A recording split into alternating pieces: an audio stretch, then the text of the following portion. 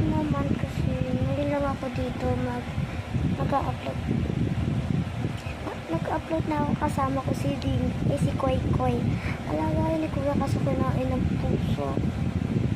Hindi ko masali si Ives, yung alaga ni Ate Linky na daga. Kasi makulit yun. Pupunta sa kwarto ko, susok sa mga basta paroodin niyo na. Ay si Koy Koy na lang yung sinama ko doon. Daga yun, daga. Ang bilis kasi tumakbo ni Ives. Babaeng daga. Tapos si Koy Koy naman, ang liit niya, kalalaki niyang daga. Ang liit.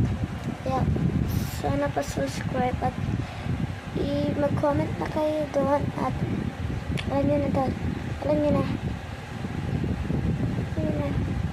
I-like nyo na din yan, like.